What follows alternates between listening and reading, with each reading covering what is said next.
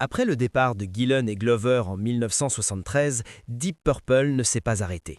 Le groupe a continué, mais transformé. La formation Mark III est née avec l'arrivée de David Coverdale au chant et Glenn Hughes à la basse. Cette période, bien que brève, a produit des chansons absolument marquantes comme Burn et Mistreated. Coverdale, qui fondera plus tard le groupe Whitesnake et connaîtra un succès commercial massif, et Hughes, dont la basse puissante et les capacités vocales exceptionnelles deviendraient une caractéristique du son du groupe, ont apporté une énergie nouvelle et différente. Si vous voulez connaître toute l'histoire, abonnez-vous maintenant. Mais devinez quoi? Les tensions avec Blackmore ne se sont absolument pas dissipées. Au contraire. Coverdale lui aussi faisait face à la pression constante du perfectionnisme tyrannique de Blackmore et de son caractère profondément autoritaire.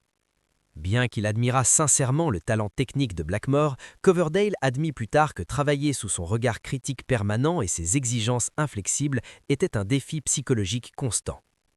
Les demandes impossibles de Blackmore créaient un environnement où la créativité était systématiquement étouffée par la pression permanente de répondre à ces standards impossiblement élevés. Comme beaucoup de groupes de rock légendaires, Deep Purple n'a pas échappé aux tensions internes destructives. La formation Mark III s'est dissoute après une période courte mais musicalement productive. En 1975, Ritchie Blackmore quitte à nouveau le groupe, remplacé cette fois par Tommy Bolin.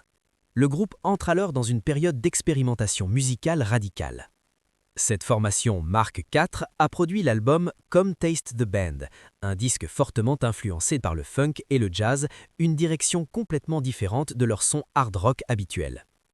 Mais ce changement de direction artistique n'a pas suffi à maintenir le succès commercial du groupe, et en 1976, Deep Purple se sépare officiellement. Restez avec nous et abonnez-vous pour découvrir la réunion explosive. Le groupe est resté en pause pendant 8 longues années, jusqu'en 1984, lorsque quelque chose d'inattendu s'est produit. La formation classique Mark II s'est réunie, pour le plus grand bonheur absolu des fans du monde entier. L'album de réunion Perfect Strangers marquait le retour triomphal du groupe au son hard rock brutal qui les avait rendus célèbres. Des morceaux comme Perfect Strangers et Knocking at Your Back Door montraient que Deep Purple était toujours capable de produire de la musique puissante, pertinente et commercialement viable. Cette période de stabilité relative dura jusqu'en 1989 lorsque, devinez quoi, des tensions entre les membres du groupe conduisirent à une nouvelle séparation. Le schéma se répétait, encore et encore. Dans les années qui suivirent, la formation de Deep Purple continua à évoluer comme un organisme mutant. Ian Gillan et Roger Glover restaient au cœur du groupe, constituant une sorte de colonne vertébrale de continuité. Steve Morse remplaça finalement Blackmore à la guitare en 1994 et le son du groupe évolua graduellement en incorporant des éléments de rock moderne tout en honorant respectueusement leurs racines hard rock légendaires. Ils sortirent une série d'albums comme Perpendicular et Rapture of the Deep qui continuaient de mettre en valeur les talents musicaux impressionnants du groupe, même sans la présence dominatrice de Blackmore.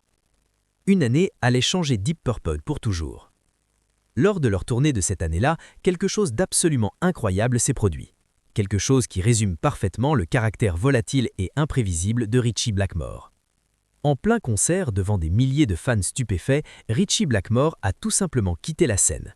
Il a posé sa guitare et est parti, laissant ses camarades de groupe continuer sans lui.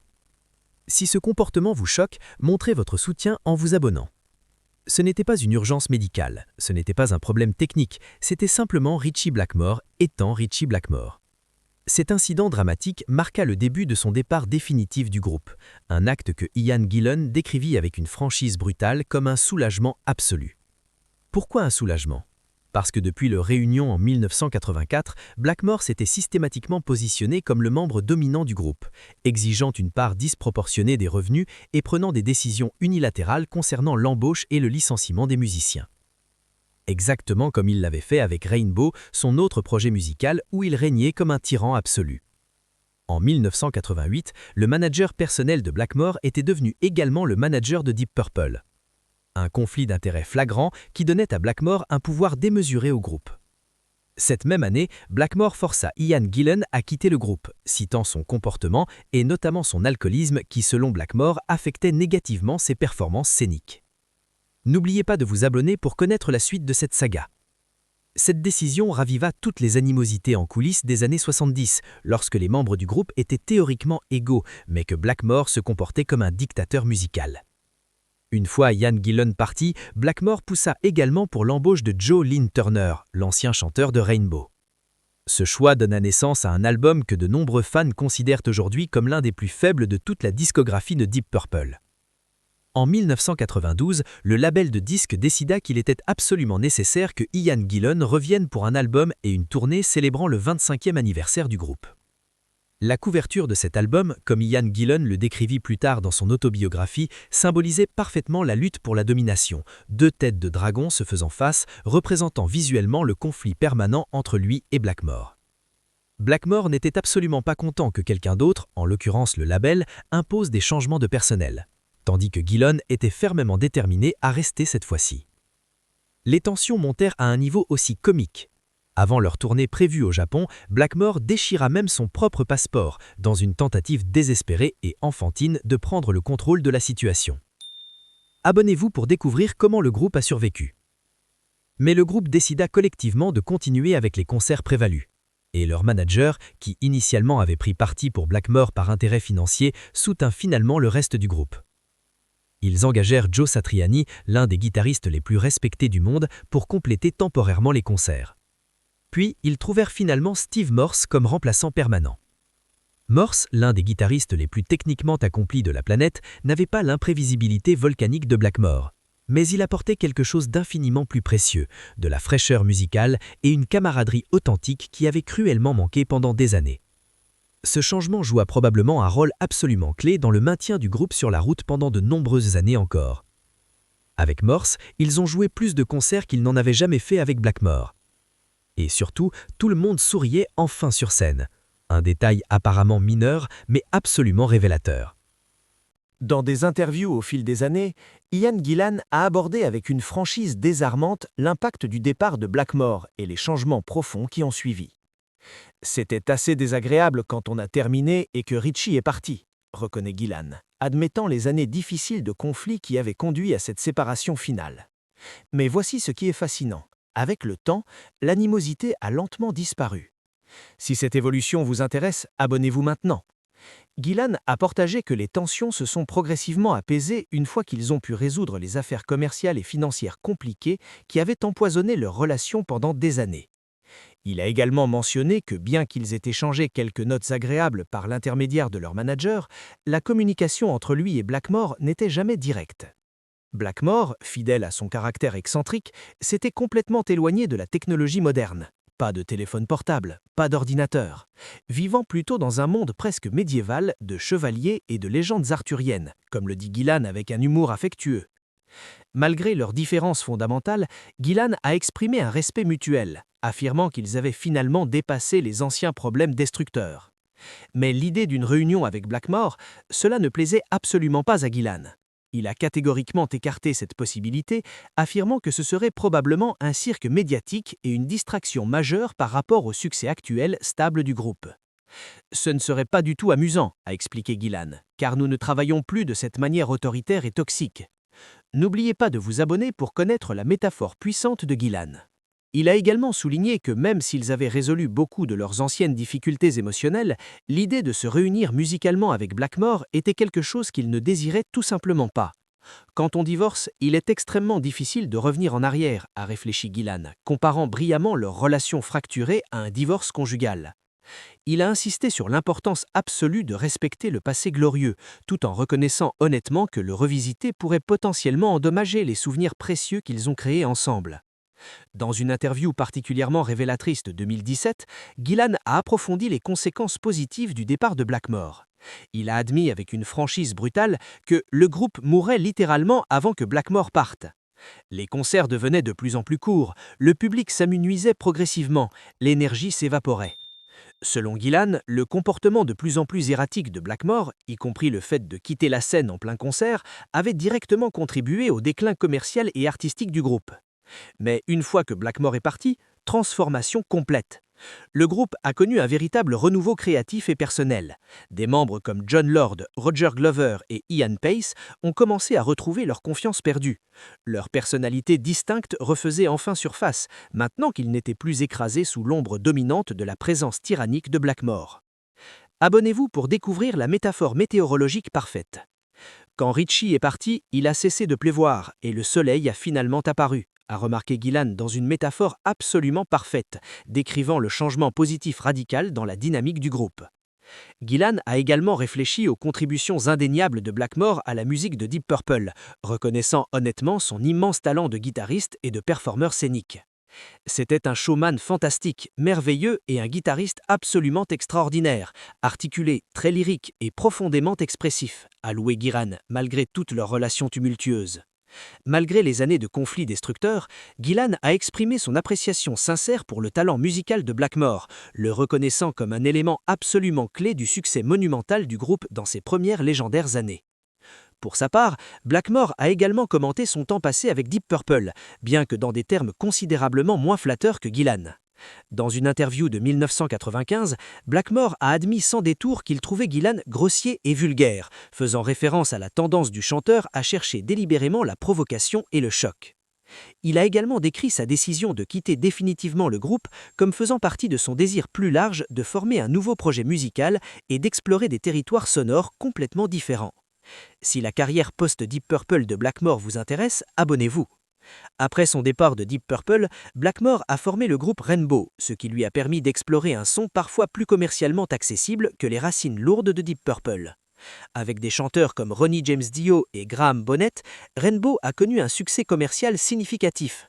L'album Down to Earth de 1979 incluait le single à succès Since You've Been Gone, qui est devenu un tube international majeur. Le son de Rainbow a continué à évoluer dans les années 1980 avec des albums comme Difficult to Cure et Straight Between the Eyes, montrant l'intérêt croissant de Blackmore pour un rock mainstream plus accessible aux radios commerciales. Cependant, cette orientation vers un son plus formaté a progressivement aliéné certains de fans hardcore du groupe qui préféraient son travail plus sombre et plus lourd. La popularité de Rainbow a commencé à décliner sérieusement au milieu des années 1980 et en 1984, Blackmore a retrouvé la formation classique de Deep Purple pour cette période de réunion courte et tendue. Cette réunion a donné lieu à l'album Perfect Strangers qui a connu un succès commercial substantiel, bien que son successeur The House of Blue Light n'ait pas atteint le même niveau de critique ou de succès commercial. N'oubliez pas de vous abonner pour connaître sa transformation finale. La direction créative de Blackmore était de plus en plus en décalage total avec celle du reste du groupe, et en 1993, il a quitté définitivement Deep Purple, marquant la fin officielle de leur collaboration tumultueuse. Après ce second départ, Blackmore a relancé Rainbow en 1994 avec une nouvelle formation incluant le chanteur Dougie White, mais quelque chose avait changé dans l'industrie musicale. Le dernier album studio de Rainbow, Stranger in Us All, était originellement destiné à être un projet solo pour Blackmore, mais il a été publié sous le nom de Ritchie Blackmore's Rainbow. Le groupe a duré jusqu'en 1997, après quoi Blackmore a pris une direction totalement inattendue. Il a concentré son attention sur un projet radicalement différent, Blackmore's Night, un groupe de musique folk et renaissance qu'il a formé avec sa compagne Candice Night. Cette transformation d'un pionnier du heavy metal en musicien folk médiéval a stupéfait le monde du rock, mais c'était parfaitement consistant avec la personnalité excentrique de Blackmore. Aujourd'hui, Deep Purple continue de tourner dans le monde entier avec une formation stable comprenant Ian Gillan, Roger Glover, Ian Paice, Don Airey au clavier et Steve Morse à la guitare. En 2016, le groupe a finalement été introduit dans le Rock and Roll Hall of Fame, cimentant définitivement leur place parmi les groupes les plus importants et influents de l'histoire du rock. Abonnez-vous à Les Célébrités du Monde pour plus d'histoires vraies sur les légendes du rock. Alors, que retenir de cette saga tumultueuse ? Les réflexions d'Ian Gillan sur ses tensions avec Ritchie Blackmore mettent en lumière les luttes de pouvoir dévastatrices, les égos surdimensionnés et les moments profondément difficiles qui ont forgé le parcours chaotique de Deep Purple. Avec le génie musical indéniable de Blackmore, souvent complètement éclipsé par son comportement tyrannique et son arrogance destructrice, il est absolument clair que leurs relations étaient d'une complexité déchirante. Blackmore était simultanément un innovateur génial et un collaborateur impossible, un virtuose technique et un tyran émotionnel, un créateur de chefs-d'œuvre immortels et un destructeur de relations humaines. Alors, qu'en pensez-vous ? Est-il juste de passer sous silence le comportement toxique des génies musicaux comme Blackmore simplement à cause de leur talent? Ou est-il allé beaucoup trop loin avec son arrogance et son autoritarisme, détruisant inutilement ce qui aurait pu être encore plus grand? Le génie excuse-t-il la tyrannie? Le talent artistique justifie-t-il la cruauté humaine? Faites-nous connaître vos réflexions dans les commentaires. Likez cette vidéo si elle vous a éclairé sur une facette méconnue de Deep Purple et surtout abonnez-vous pour ne rien manquer de nos prochaines révélations sur les vies tumultueuses des plus grandes légendes du rock. Du groupe le plus bruyant du monde aux conflits internes les plus destructeurs du rock, Deep Purple restera à jamais l'exemple parfait que même le génie musical ne peut survivre sans respect humain fondamental. Merci d'avoir regardé. On se retrouve très bientôt pour une nouvelle histoire explosive. À très vite sur les célébrités du monde. Dans des interviews au fil des années, Ian Gillan a abordé avec une franchise désarmante l'impact du départ de Blackmore et les changements profonds qui ont suivi. C'était assez désagréable quand on a terminé et que Richie est parti, reconnaît Gillan, admettant les années difficiles de conflit qui avaient conduit à cette séparation finale. Mais voici ce qui est fascinant. Avec le temps, l'animosité a lentement disparu. Si cette évolution vous intéresse, abonnez-vous maintenant. Gillan a partagé que les tensions se sont progressivement apaisées une fois qu'ils ont pu résoudre les affaires commerciales et financières compliquées qui avaient empoisonné leurs relations pendant des années. Il a également mentionné que bien qu'ils aient échangé quelques notes agréables par l'intermédiaire de leur manager, la communication entre lui et Blackmore n'était jamais directe. Blackmore, fidèle à son caractère excentrique, s'était complètement éloigné de la technologie moderne. Pas de téléphone portable, pas d'ordinateur. Vivant plutôt dans un monde presque médiéval de chevaliers et de légendes arthuriennes, comme le dit Gillan avec un humour affectueux. Malgré leurs différences fondamentales, Gillan a exprimé un respect mutuel, affirmant qu'ils avaient finalement dépassé les anciens problèmes destructeurs. Mais l'idée d'une réunion avec Blackmore, cela ne plaisait absolument pas à Gillan.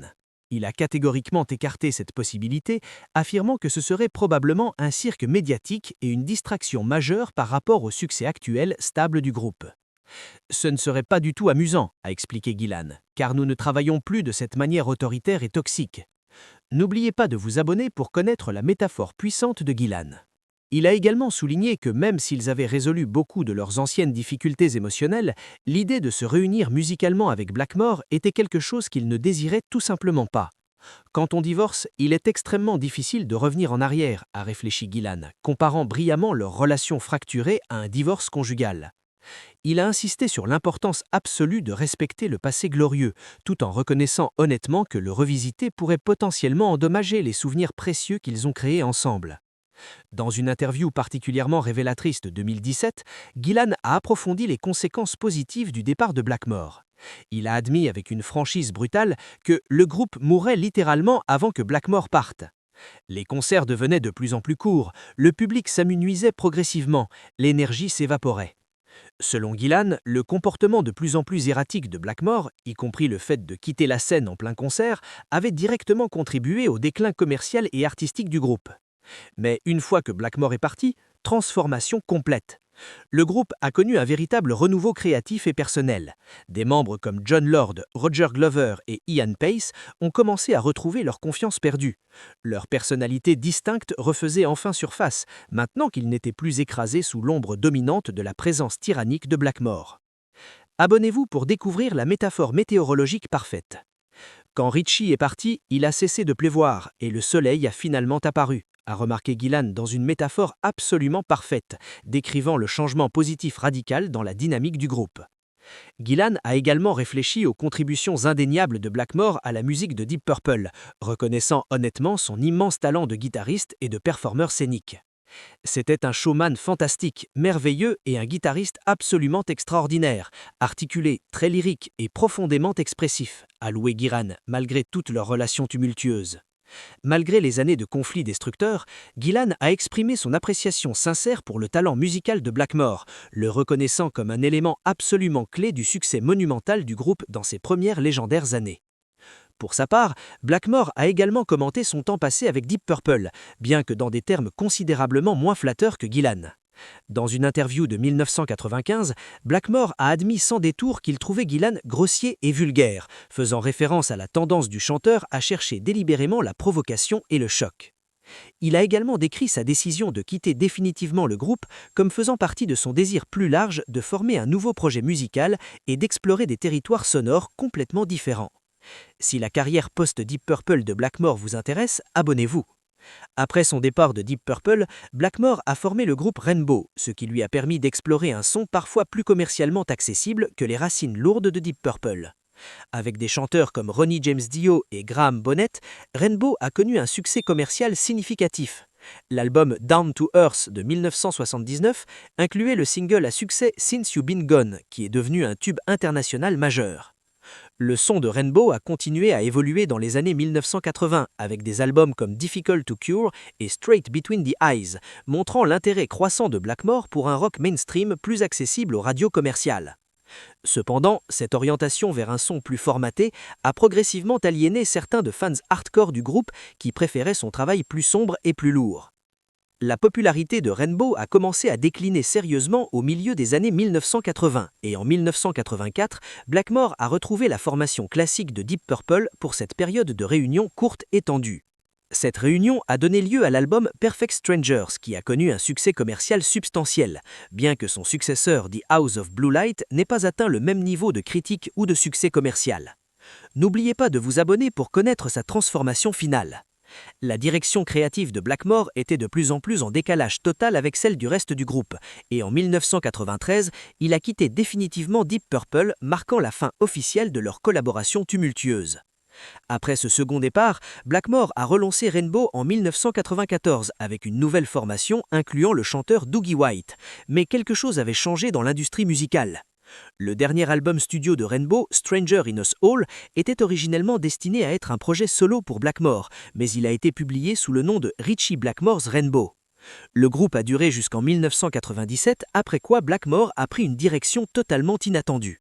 Il a concentré son attention sur un projet radicalement différent, Blackmore's Night, un groupe de musique folk et renaissance qu'il a formé avec sa compagne Candice Night. Cette transformation d'un pionnier du heavy metal en musicien folk médiéval a stupéfait le monde du rock, mais c'était parfaitement consistant avec la personnalité excentrique de Blackmore. Aujourd'hui, Deep Purple continue de tourner dans le monde entier avec une formation stable comprenant Ian Gillan, Roger Glover, Ian Pace, Don Airey au clavier et Steve Morse à la guitare.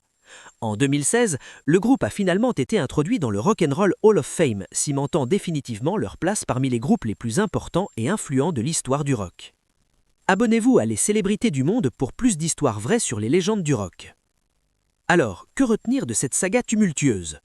Les réflexions d'Ian Gillan sur ses tensions avec Ritchie Blackmore mettent en lumière les luttes de pouvoir dévastatrices, les égos surdimensionnés et les moments profondément difficiles qui ont forgé le parcours chaotique de Deep Purple.